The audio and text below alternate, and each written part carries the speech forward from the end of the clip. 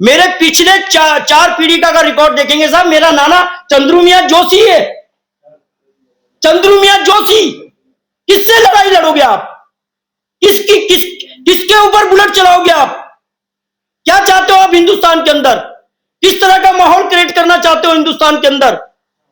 अरे हमारी इंसानियत को दफन करना चाहते हो? आज मॉडल स्टेट बना दिया उत्तराखंड को। धामी ये चाहता है और योगी ये चाहता है कि हम दोनों के दोनों नॉर्थ इंडिया को ऐसा बना दें कि मॉडल स्टेट बने ये पूरे भारत के अंदर, और तब हम चुनाव जीते। आपको विकास तो करना नहीं है, आपको कुछ नहीं करना है। आपसे कल बेरोजगार लोग सवाल ना करें, इसलिए आपने उसे मॉडल स्टेट बना दिया है। यूसीसी लागू कर दिया, आपका राइट ही नहीं है। मैंने बताया नहीं चंद्रू मियां जोशी है, मारोगे बुलेट? मारो। कितना जुल्म करोगे हमारे साथ? पूछा जा रहा है हमसे जा जाके, क्या नाम है तुम्हारा? तुमने नाम ये कैसे रख दिया? ये नाम लक्की नाम है, ये गैर मुस्लिम का नाम है, तूने कैसे ये नाम रख दिया? अरे ये अधिकार किसने दिया तुमको भाई? किसने दिया ये अधिकार? माफ करना, मैं उत्तराखंड का पांव से हैंडीकैप्ट आदमी हूं। जैसे हमारी बड़ी बहन ने कहा कि आप बताओ तो सही, क्या सारे हिंदू तुम्हारे खिलाफ हैं क्या? नहीं है बहन, हमारे खिलाफ सारे हिंदू। हमारे खिलाफ हिंदुस्तान के कुछ सरफिरे हैं जो चाहते हैं कि इस मुल्क की तहजीब खराब हो जाए। साहब ने कहा अभी एक जंग और लड़नी पड़ेगी। मैंने भी कहा तो मीडिया के साथियों ने कहा भाई याकूब सिद्दीकी ऐसा क्यों कह दिया, एक जंग और लड़नी पड़ेगी? यकीनन लड़नी पड़ेगी हिंदुस्तान में एक जंग, और वो जंग लड़नी पड़ेगी इंसानियत को जिंदा रखने की। वो जंग लड़नी पड़ेगी इंसानियत को जिंदा रखने की। अरे आप हमारे अंदर कहां से फर्क निकालते हो? इस मुल्क को बचा लीजिए, ये जिम्मेदारी है आपकी।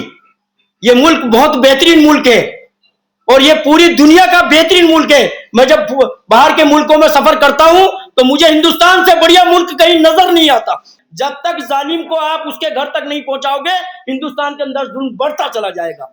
मैंने अभी लास्ट टाइम 15-20 दिन पहले मुख्यमंत्री को कहा कि तुम ये कहते हो कि नीली चादर, पीली चादर, हरी चादर, आपको केसरिया चादर नजर नहीं आती? जो बजरंग दल के लोग आपके केसरिया पट्टा ढाल के, और उनको ये अधिकार किसने दे दिया कि वो जाए और आम आदमी से ये पूछे तेरा नाम क्या है? किसने दिया ये अधिकार उन्हें?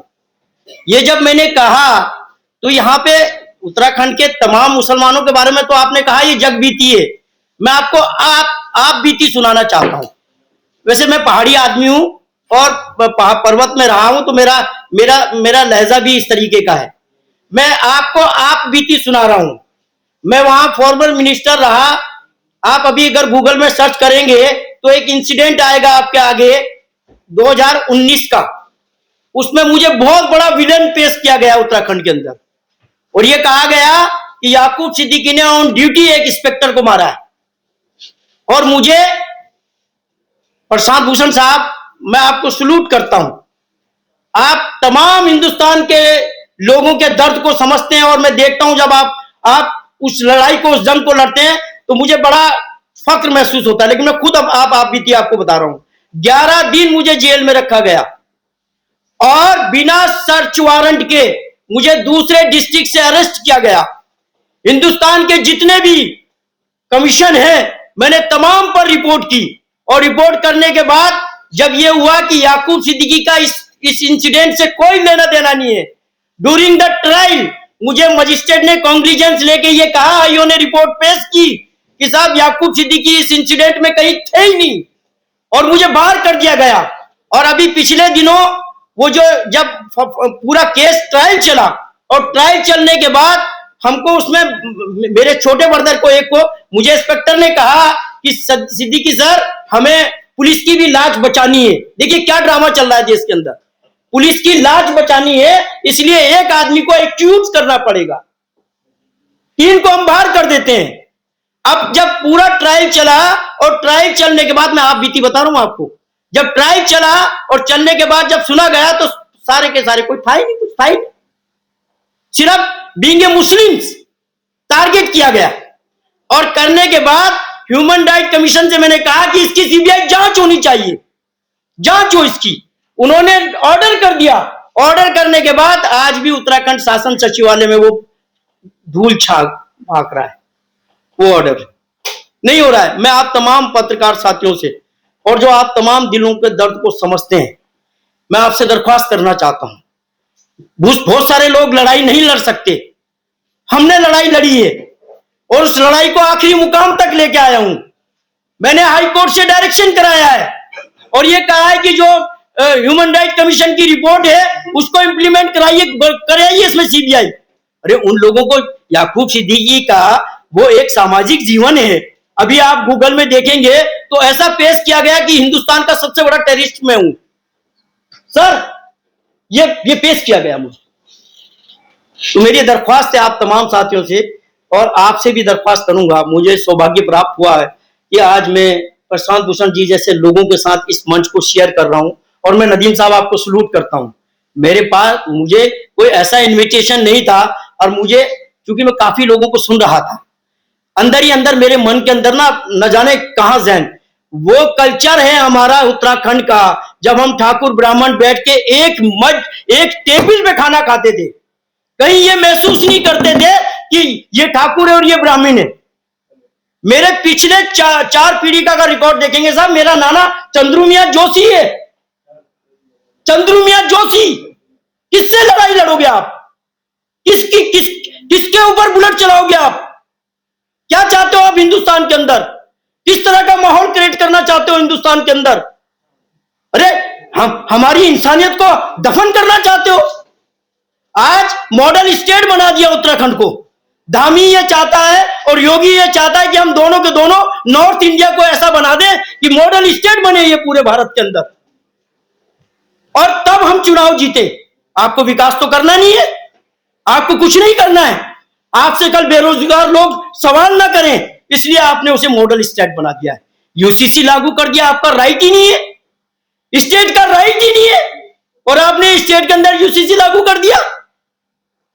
बेफजूल की बातें हो रही है हमारे मुल्क के अंदर, बेफजूल की बातें हो रही है। माफ कीजिएगा, बहुत सारे बुद्धिजीवी बैठे हैं यहाँ पे।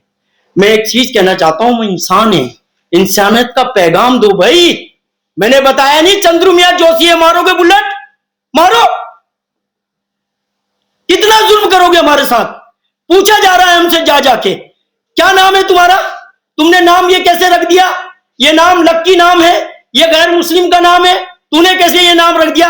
अरे ये अधिकार किसने दिया तुमको भाई? किसने दिया ये अधिकार? माफ करना, मैं उत्तराखंड का पांव से हैंडीकैप्ट आदमी हूं, मेरा एक पांव खराब है।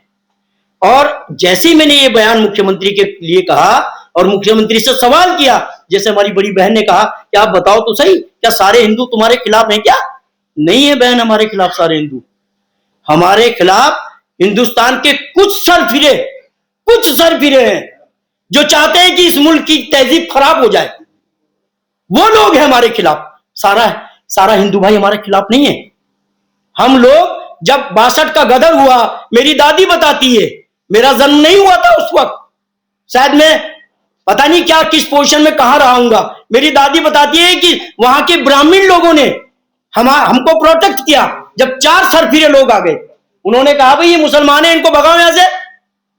सारे ब्राह्मणों ने हदबंदी कर ली। सत्तेश्वर मोला हुआ करता था, सारे के सारे नोटियाल और थपलियाल और ये सब लोग थे। उन्होंने कहा खबरदार, ये लोग हमारे भाई हैं। वो चीज पैदा करनी पड़ेगी। साहब ने कहा अभी एक जंग और लड़नी पड़ेगी, मैंने भी कहा तो मीडिया के साथियों ने कहा भाई याकूब सिद्दीकी ऐसा क्यों कह दिया, एक जंग और लड़नी पड़ेगी। यकीनन लड़नी पड़ेगी हिंदुस्तान में एक जंग और वो जंग लड़नी पड़ेगी इंसानियत को जिंदा रखने की, वो जंग लड़नी पड़ेगी इंसानियत को जिंदा रखने की। अरे आप हमारे अंदर कहां से फर्क निकालते हो?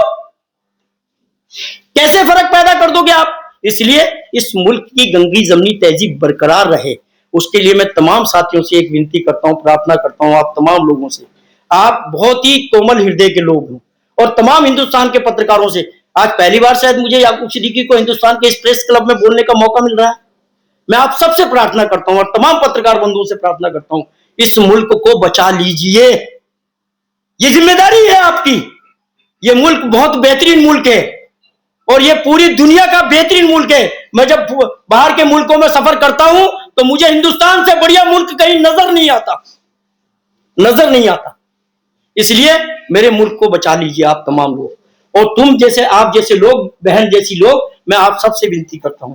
और मैं प्रशांत भूषण जी आपसे भी प्रार्थना करता हूं, मेरा जो केस है वो इतना स्ट्रांग केस है क्योंकि मैंने लड़ा है, 53 लाख रुपए खर्च हुए हैं उसमें। एक छोटा सा इंसिडेंट हुआ, मुझे ईश्वर ने दिया था, काबिल बनाया था, मैं काबिल था तो मैंने उसको लड़ा केस को। मैं आपसे भी विनती चाहूंगा और इस मंच के साथ दूर जाऊंगा कि एक डायरेक्शन आप मेरी करवाइएगा, और जिन लोगों ने मेरे साथ अत्याचार किया है, जुल्म किया है, जब तक जालिम को आप उसके घर तक नहीं पहुंचाओगे, हिंदुस्तान के अंदर जुल्म बढ़ता चला जाएगा।